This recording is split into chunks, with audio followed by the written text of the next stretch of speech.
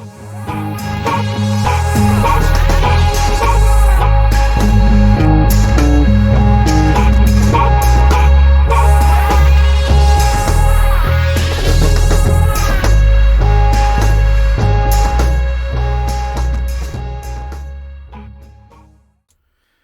this is Mark. Welcome back to my channel, What Burns My Ass. This is the channel where I tell you the things that burn my ass.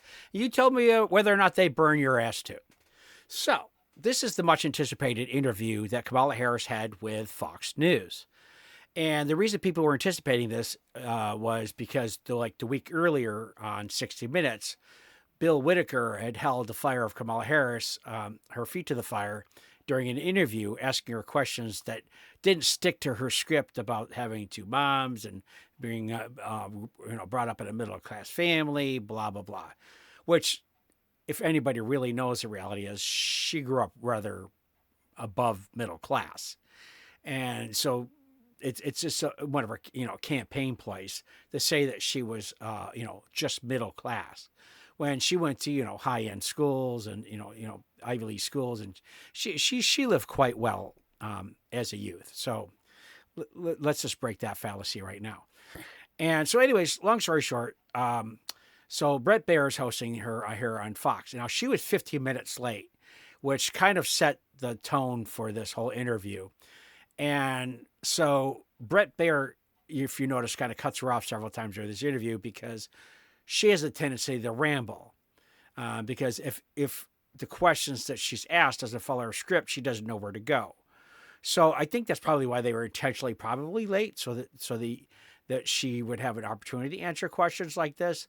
But reality is I think a lot of what happened here was all intentional. They didn't want him to be able to really hold her feet to the fire, and they were kind of hoping that he was going to stick to the scripted questions that she's always answered in the past.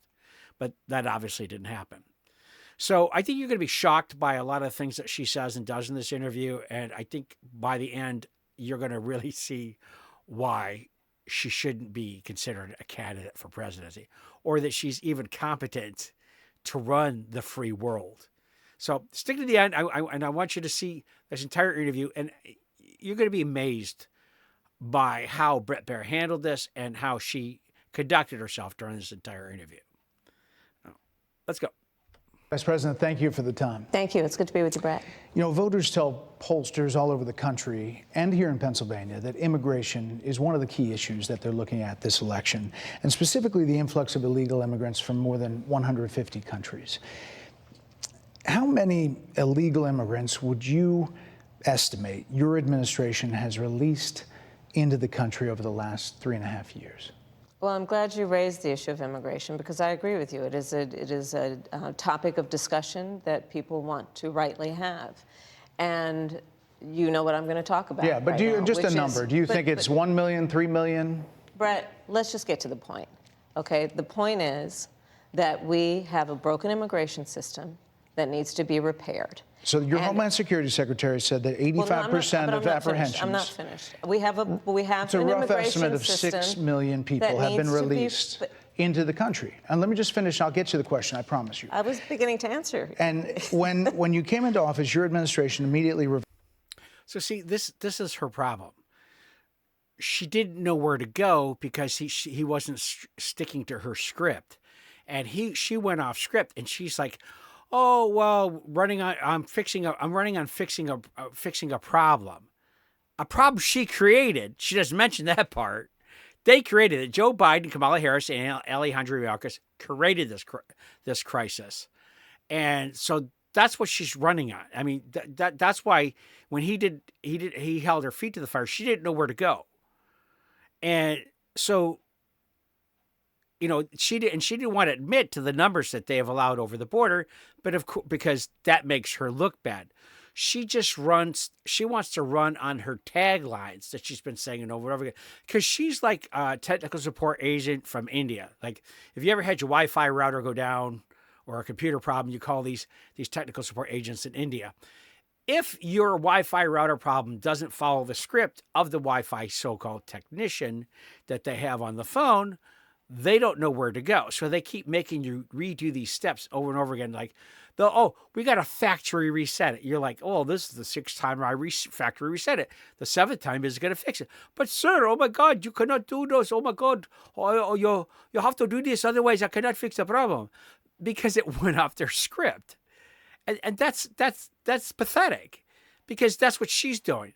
He's not on her script, so she doesn't know where to go, and she's interrupting him because if he doesn't sit there, she doesn't know where to go after that. Her mind will her eyes will start darting back and forth, and she'll start blinking real fast, because that makes her have to think if what he's talking about isn't on her script. It's absolutely stunning. First, a number of Trump border policies. Most significantly, the policy that required illegal immigrants to be detained through deportation, either in the U.S. or in Mexico. And you switched that policy. They were released from custody awaiting trial. So instead, included in those were a large number of single men, adult men, who went on to commit heinous crimes. So, looking back, do you regret the decision to terminate Remain in Mexico at the beginning of your administration? At the beginning of our administration, within practically hours of taking the oath, the first bill that we offered Congress, before we worked on infrastructure, before the Inflation Reduction Act, before the CHIPS and Science Act, before the bipartisan Safer Communities Act, the first bill, practically within hours of taking the oath, was a bill to fix our immigration system. Yes, ma'am. It was called the U.S. Citizenship Act of 2021. Exactly. It was essentially a pathway to citizenship for the... Yes, ma'am.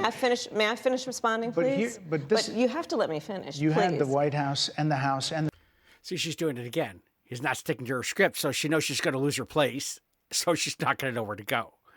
And, of course, she doesn't want to answer the things that he's saying, because she knows it'll make her and Joe Biden's administration look bad. So she doesn't want to answer those parts of it, that they took down all these policies that were working. She doesn't want to answer that. So she's trying to interrupt because she wants to go back to the script, because she's lost. The Senate, I'm and they didn't bring up that bill. I'm in the middle of responding to the point you're raising, okay, and I'd like to finish. Yes, ma'am. We recognized from day one that, to the point of this being your first question, it is a priority for us as a nation and for the American people. And our focus has been on fixing a problem. And from day one, then, we have done a number of things, including to address our asylum system and put more resources, getting more judges, what we needed to do to tighten up penalties and increase penalties for illegal crossings, what we needed. All right, here's the thing she doesn't tell you. Recently, she said that she wants to pass a bill that decriminalizes coming over the border illegally. She just said that recently in front of the American people. And we're supposed to pretend, based on what she's saying right here, that she never actually did say that. Stunning. To deal with points of entry between border entry points.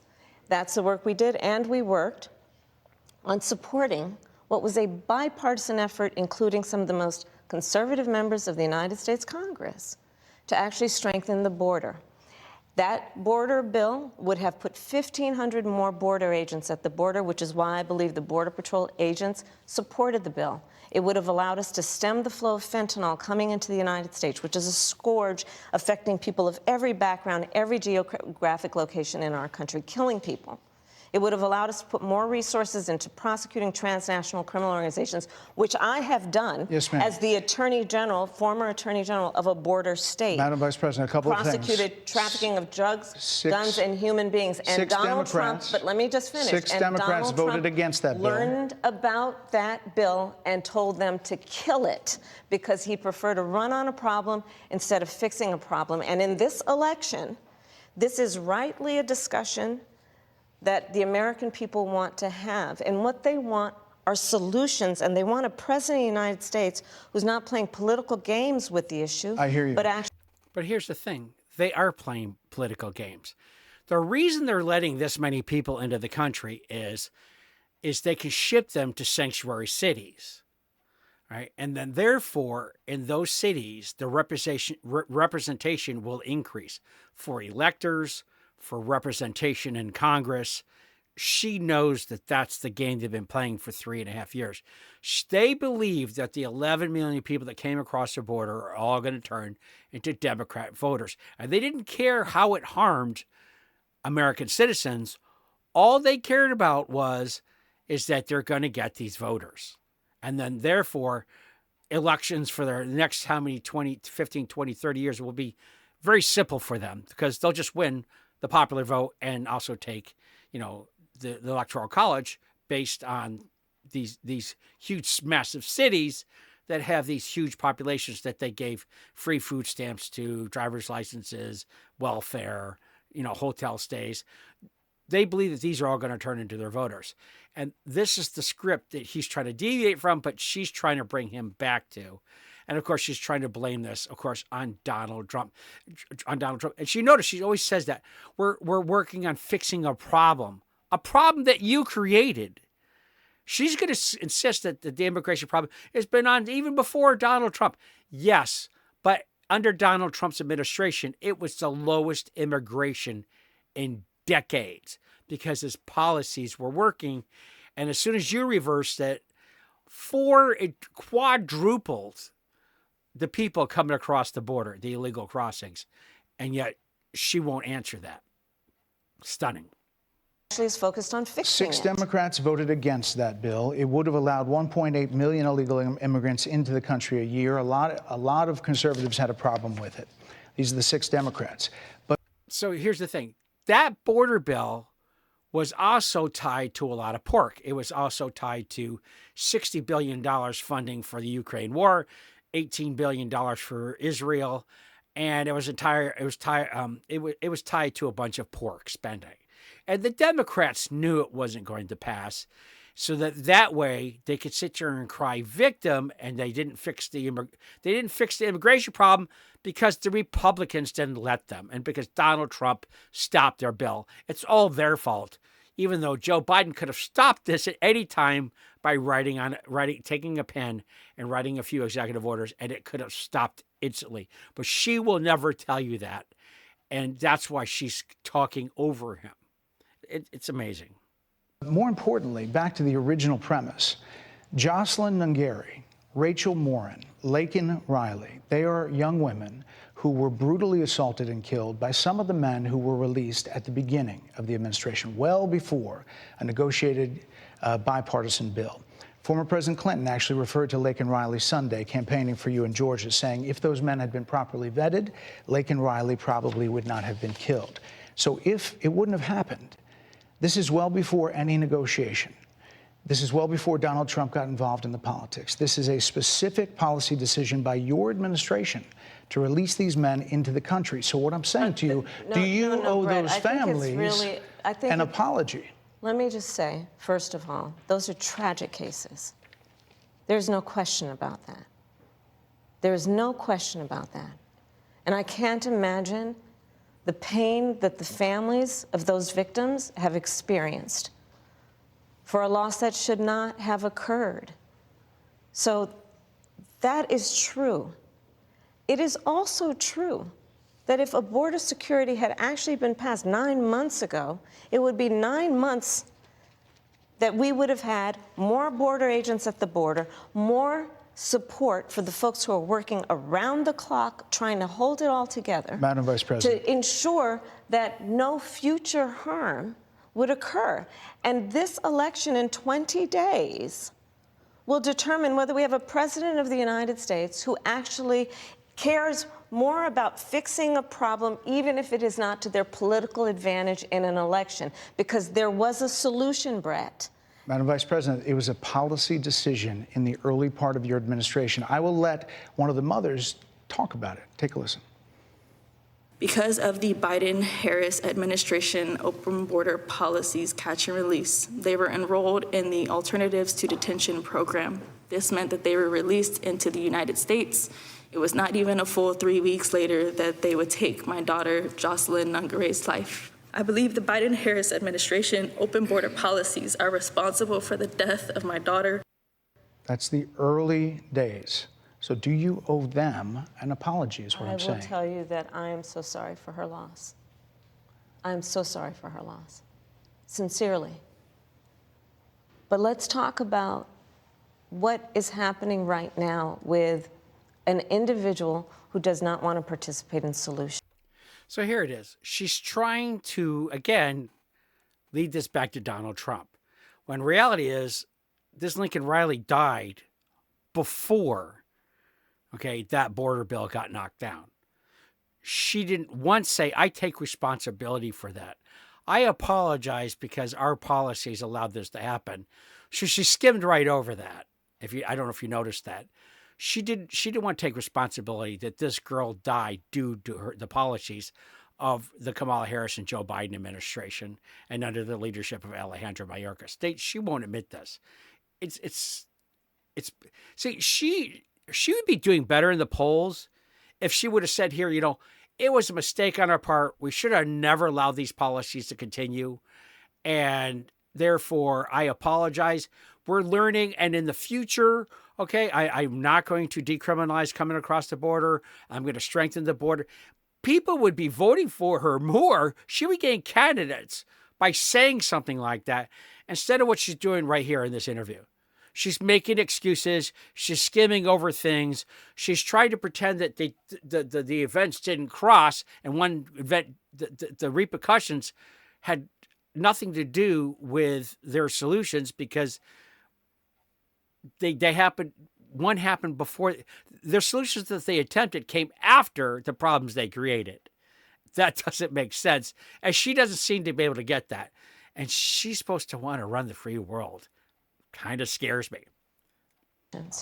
Let's talk about that as well. But do you want to answer in all fairness, I told you, I feel awful for what she and her family have experienced. During that time, you said repeatedly that the border was secure. When in your mind did it start becoming a crisis?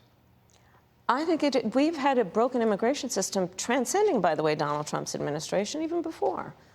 Let's all be honest about that. I have no pride in saying that this is a perfect immigration system. I've been clear, I think we all are, that it needs to be fixed. We need more. I was just down at the border talking with border agents, and they will tell you, and I'm sure I know you investigate and you are a serious journalist. They will tell you, we need more judges. We need to process those cases faster. We need the support for those. That is not what the border agents said. Matter of fact, the border agents are supporting Donald Trump. She does not get it. She again, it's off her script, so she doesn't know where to go. And reality is, this is all her and Joe Biden's policies for the last 3 years that caused all this. And she still says, she's still blaming it on the fact that we've had border issues for decades. Her train of thought is just unbelievably flawed, and it's void of any logic. It's stunning. Cases that should be prosecuted. They need more resources, and Congress ultimately is the only place that's going to get fixed, Brett. Well, that's how this system works. That's the premise of this question. There were 90-plus executive orders that were rescinded in the first days. Many of those were Trump border policies. I'm not going to stay here because there's other things to talk about, but you frequently talk to the Border Patrol Union for support of that bipartisan bill, and they did. They supported it. But they also just endorsed Donald Trump and said, you've been, quote, a failure with border security. Why do you think they said that? I think they're frustrated, and I get it. They want support. They want support, and that's what that border security bill would have done. These guys down at the border, these men and women, they're working hard. They're working around the clock. I get it. There's a lot of people that look back at what you said in 2019 when you first ran for president. And there have been changes, and you've talked about some of them. When it comes to immigration, you supported allowing immigrants in the country illegally to apply for driver's license, to qualify for free tuition at universities, to be enrolled in free health care. Do you still support those things? Listen, that was 5 years ago, and I'm very clear that I will follow the law. I have made that statement over and over again, and as Vice President of the United States, that's exactly what I've done, not to mention before. But she didn't follow the law. They've been breaking the law. They've been breaking the asylum laws, and they've been breaking immigration laws for 4 years, and she's still insisting that they've done nothing wrong. To me, this should cost her the election very easily because she doesn't get it. And I think the American people are finally becoming aware that she doesn't. You know, again, if she took responsibility and said, "I'm changing my policies for these reasons. I see the mistakes I made," that would give her kudo points. I mean, just major points on in the eyes of the American voters. But she will not do that. If that's the case, you chose a running mate, Tim Walz, governor of Minnesota, who signed those very things into state law. So do you support that? We are very clear, and I am very clear, as is Tim Walz, that we must support and enforce federal law, and that is exactly what we will do. So decriminalizing border crossings, like you said in 2019. I do not believe in decriminalizing border crossings, and I've not done that as vice president. I will not do that as president. So these are evolutions that you've had. But let's be very clear. I'm the only person who's running for president who has prosecuted transnational criminal organizations, from the Sinaloa cartel to the Guadalajara cartel to people who have trafficked in guns, drugs, and human beings. I have spent a significant part of my career going after people who present a threat to the safety of the American people and cross our border with the intent of doing us harm and cross our border illegally. And I will do that work as vice president. I take that work quite seriously. This is a time when voters, especially here in Pennsylvania, are inundated with commercials and ads. They just want it to stop because it's every commercial. But many of them add noise, but a few of them seem to break through. This particular one from the Trump campaign has gotten a lot of attention. Kamala supports taxpayer-funded sex changes for prisoners. Surgery. For prisoners. For prisoners.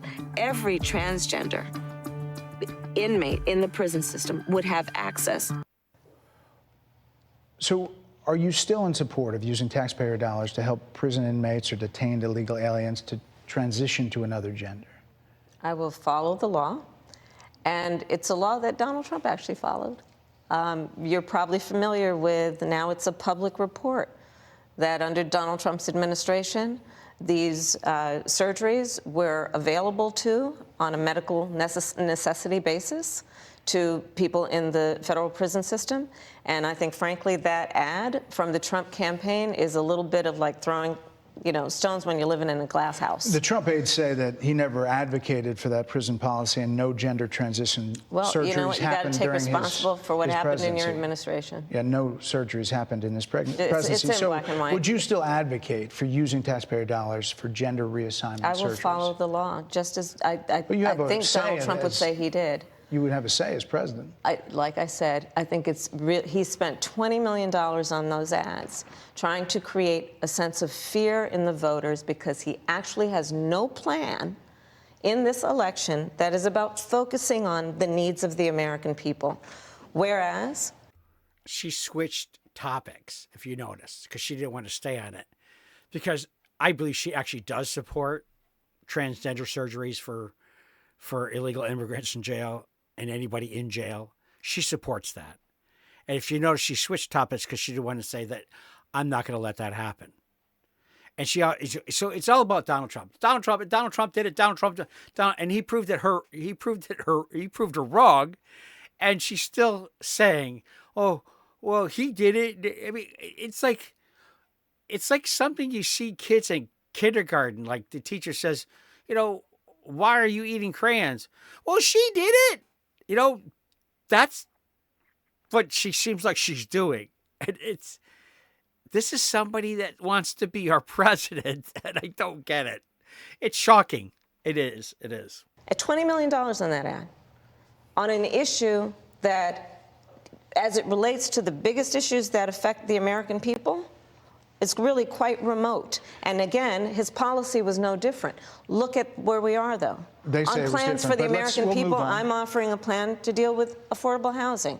I'm offering a plan to deal with what we need to do to strengthen small businesses, which are the backbone of America's economy. I am offering a plan that is about taking care of young parents and giving them the support they need. My plans for the economy will strengthen the economy, as have been reviewed by 16 Nobel laureates, Goldman Sachs, Moody's, and recently the Wall Street Journal, which have all studied our plans and have indicated my plans for our economy would strengthen our economy, his would make them weaker, Why do you would think more ignite people inflation and invite a recession by the middle of next year. Those are the facts. Why do you think more people say they trust him on the economy than they trust you? I think that when you look at an analysis of our plans for what we would do as President of the United States, it has been clear to those who study and understand how economic policy works that moving forward, because I do believe the American people are ready to turn the page on the divisiveness and the type of rhetoric that has come out of Donald Trump. People are ready to chart a new way forward, and they want a president who has a plan for the future and a plan that is sound and will strengthen our country. My plan for the economy does exactly that. His plan would be, again, to give tax cuts to billionaires and the biggest corporations in our country and blow up our deficit. It's interesting you said turn the page, Madam Vice President. You were asked on 2 different shows last week what, if anything, you would do differently than President Biden. Here's what you said. Would you have done something differently than President Biden during the past 4 years? There is not a thing that comes to mind in terms of, and I've been a part of most of the decisions that have had impact. Under a Harris administration, what would the major changes be, and what would stay the same? Sure. Well, I mean, I'm obviously not Joe Biden. I noticed. And so that would be one change in terms of, but also I think it's important to say with, 28 days to go, I'm not Donald Trump. So you're not Joe Biden, you're not Donald Trump, but nothing comes to mind that you would do differently? Let me be very clear. To me, that is a candidacy killing question. See, because the people that want to vote for her want something different because they're just as unhappy with the economy as everybody else.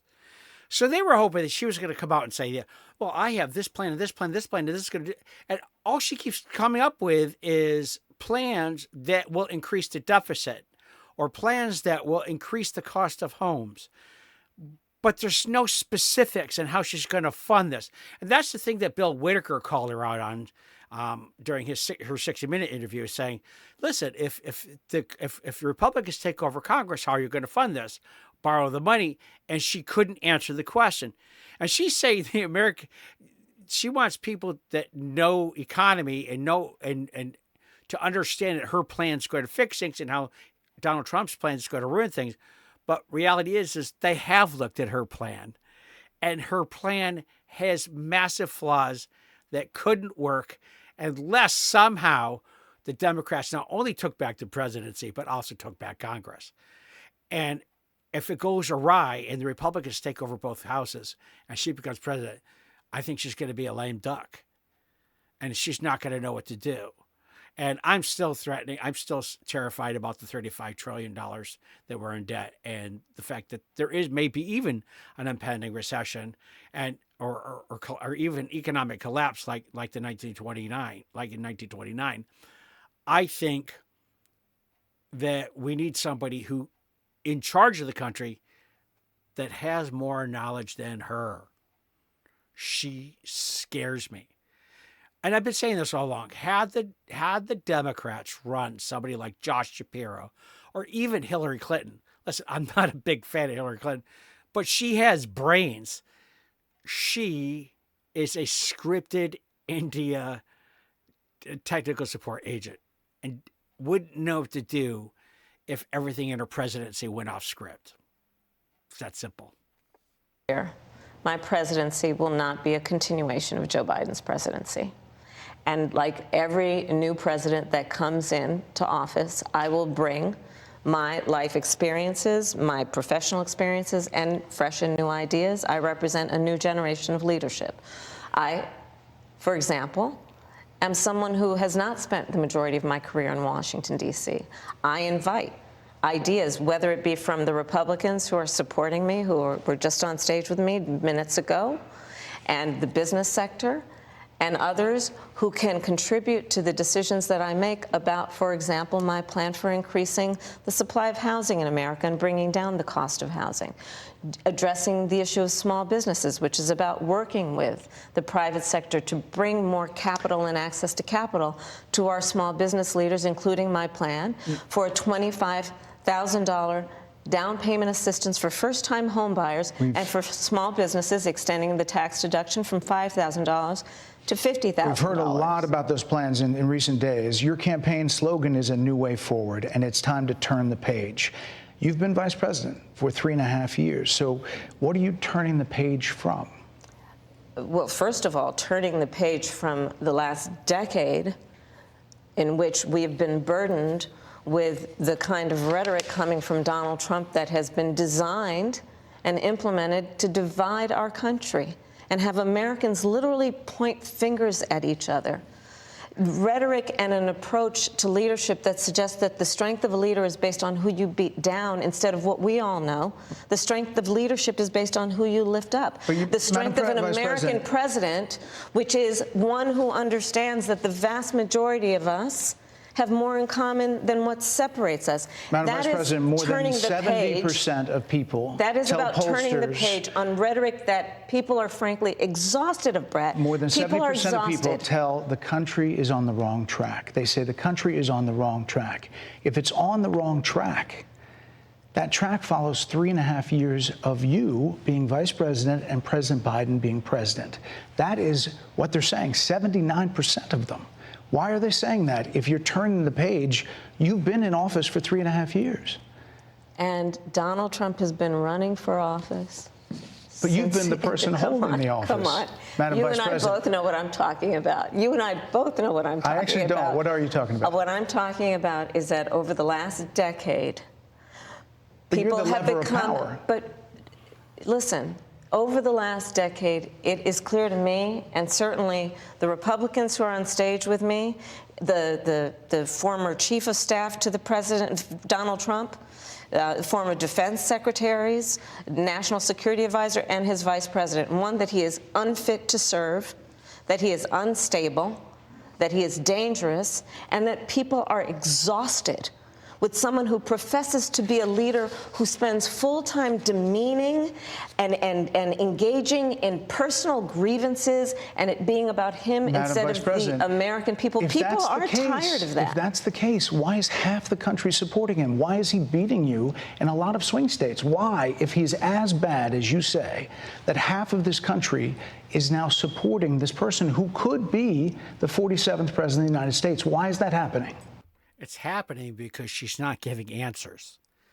It's happening because when they hold her feet to the fire on these policies and asking her how she's going to fund them, how she's going to implement them, she gives no answers because she doesn't have them. It's not on her script. So she keeps running away from the questions, and then if it's something that she doesn't know how to answer, it's because of Donald Trump. It's all his fault. And these are and if you don't believe me, ask the people that are supporting me. I mean, just she just doesn't have it in her brain to actually come up with intellectual, honest, problem-correcting answers. It's amazing. This is an election for President of the United States. It's not supposed to be easy. I know, but it's not supposed to be. It is not supposed to be a cakewalk for anyone. So are they misguided, the 50%? Listen, are they stupid? What is it? I would never say that about the American people. And in fact, if you listen to Donald Trump, if you watch any of his rallies, he's the one who tends to demean and belittle and diminish the American people. He's the one who talks about an enemy within, an enemy within, talking about the American people, suggesting he would turn the American military on the American people. We asked that question to the former president today. Harris Faulkner had a town hall, and this is how he responded. I heard about that. They were saying I was like threatening. I'm not threatening anybody. They're the ones doing the threatening. They do phony investigations. I've been investigated more than Alphonse Capone. He was the greatest gangster. No, it's true. No, but think of it. It's called weaponization of government. It's a terrible thing.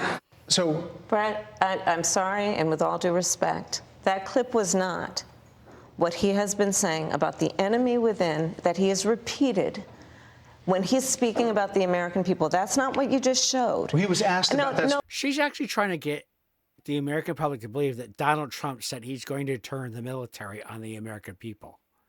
And honestly, I have friends of mine that believe this. They believe that Donald Trump will become Putin and he'll never leave office. This is how much they've terrified the American public, that this is what's going to happen in our country. It's absolutely astonishing. It is. She knows it's not true. I don't think she sincerely believes that Donald Trump's going to get away with any of this. It's just a tactic. It's a fear tactic on the part of the Democrats.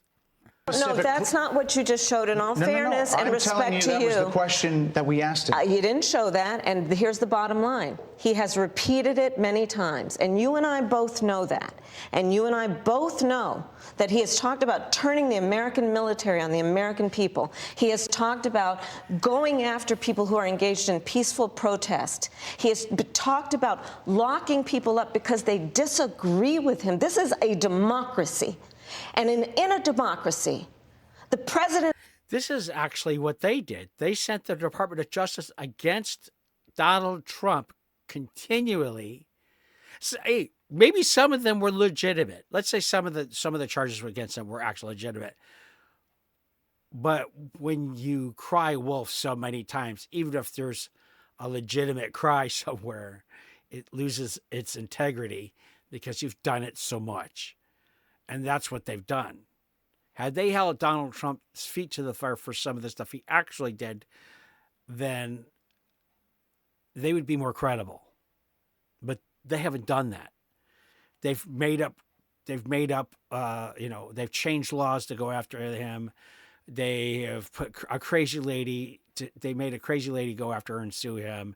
And people think that he's a rapist and he's been convicted of sexual assault. And people believe that that's what happened.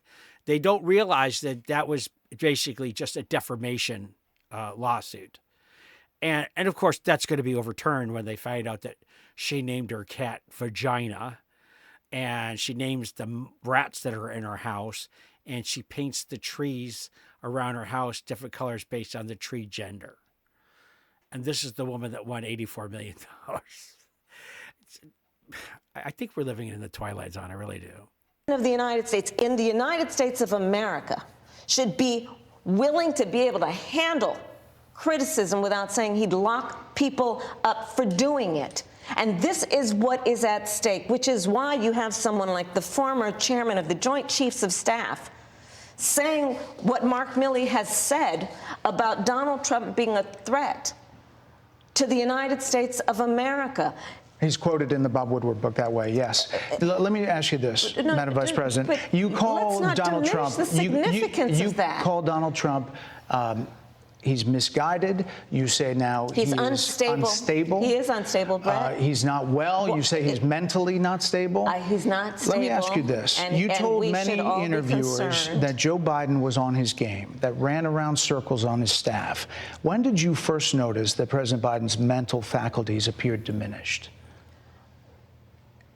Joe Biden, I have watched from the Oval Office to the Situation Room, and he has the judgment and the experience to do exactly what he has done in making very important decisions on behalf of the American people. There were no concerns raised? Brett, Joe Biden is not on the ballot. Here she goes, avoiding a question again. Because she knows that everybody knows that she's not telling the truth. But if she says it out loud, then she has to explain herself. So she's just going to continue to avoid the question and point the finger back at Donald Trump. I understand. And Donald Trump but is, you talked about it. And Donald Trump After George Clooney said within a few minutes of talking to President Biden at a fundraiser that he thought this was not the same Joe Biden that we saw on the debate stage. Donald Trump is on the ballot. I understand. You met with him at least once a week for 3.5 years. You didn't have any concerns?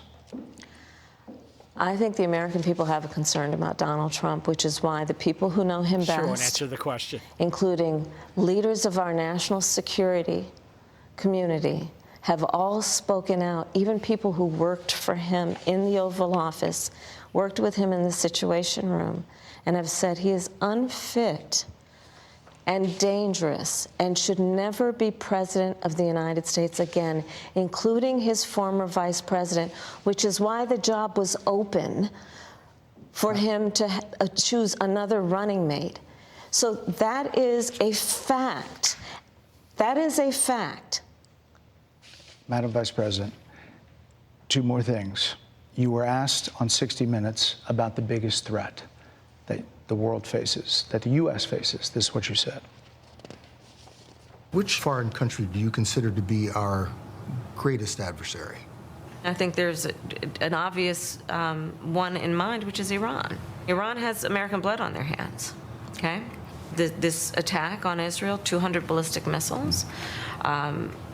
What we need to do to ensure that Iran never achieves the ability to be a nuclear power, that is one of my highest priorities.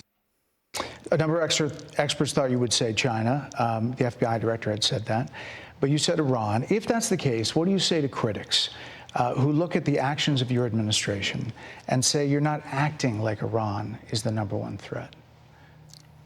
Well, I will tell you most recently, whether it was in April or in October, in the several hours on each occasion that Iran posed a threat to Israel, I was there.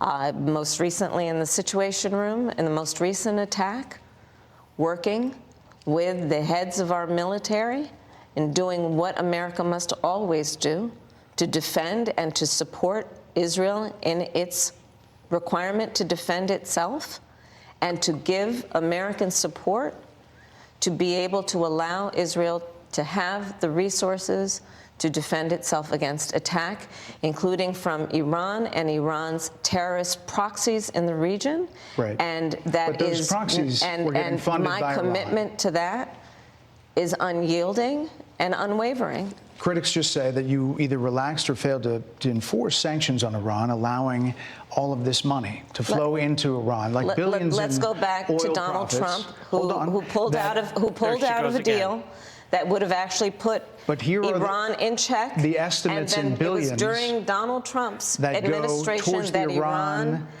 regime. That we had an American military base that was attacked, where American soldiers suffered traumatic brain injuries, and Donald Trump dismissed them as headaches, not to mention how Donald Trump has treated and talked about America's military and military service people, calling them suckers and losers, Hamas, has diminished the significance. We're talking over each other. I apologize. Well, I would like that we would have a conversation that is grounded in full assessment of the facts, which includes, I think, this interview. How hypocritical is she? She's trying to overtalk him because she doesn't want him to bring up the point that $6 billion was given back to Iran by releasing some of the sanctions. And that's what funded the attack Hamas did from Gaza, which started the war. And she doesn't want people to know that. So she's going to overtalk him. And of course, later, if you watch The View and the other people that support her, they're going to say that he was rude. Well, that's because they won't look at the facts that A, she was late, B, she's filibustering and saying things that are on a script that don't need to be said. So he's trying to get her to answer the maximum amount of questions in a short period of time. But the people that support her are going to say, he was rude to her. He was just, he was unprofessional. No. He was trying to get the most out of her he could in the short time that he had. It was supposed to be about the choices that your viewers should be presented about this election, and the contrast is important. Yes, ma'am. And on the subject of Iran, I am offering what should be an important contrast that is presented for folks to make a And decision there are that critics they who feel. look at what the administration did and say and think differently. Madam Vice President, they're wrapping me very hard here. I hope you got to say what you wanted to say about Donald Trump. There are a lot of things There's more to say. I have there, much more there to are say, a lot of actually. things that people want to learn about you and your policies, and Yes. that's why we I invited invite you everyone here. to go to kamalaharris.com, and you will see that I have 80 pages of policies that are quite comprehensive and should be accessible to anyone who would like to read them. And it includes what I intend to do about affordable housing, what I intend to do about small businesses, what I do And that's why intend we to do to invited you strengthen our here, economy, to see where you were in 2019 and where you are now. support America's military and ensure we have the most lethal and best fighting force in the world. Madam Vice President, And they're giving me a hard rap well, here. I thank you for the time. I thank you for the time. It's good to meet you. Thank you very much. Thank you. So here we go again. So that was the interview, and it's pretty amazing that how the whole thing went down. And I don't understand how people can vote for her after watching this clip. I don't. Or the 60-minute interview was just as bad. And yet, see, I don't think mostly, I think if Democrats were honest, I think people that are Democrat voters were honest, they're only voting for her because they hate Donald Trump. I don't think even most of the Democrats have any faith in her policies or her intellect to run the free world. It's that simple. And I still say, had they run somebody like Josh Shapiro or Hillary Clinton who have a brain, I think they would be defeating Trump by a much farther margin than what they're claiming she is, because she's not winning. And of course, the polls are lying. All the major news networks are saying that she's ahead still, or it's 50-50, which don't believe the hype. It's if you watch most polls that are outside the national news network, like the Rasmussen report, which I highly recommend watching, you're going to find out she's losing badly. And this is all on the Democrat leaders like Nancy Pelosi, who kicked Joe Biden out. And then just so they could keep the $250 million that was donated to the Biden-Harris campaign, just to keep it, they kept her on anyways, knowing full well she wasn't somebody who should have run. Anyways, that's my spiel for today, I guess. And I appreciate you watching, and I appreciate watching this video. And I just always want to remember, what burns my ass probably burns your ass too. Please like and subscribe. Thanks.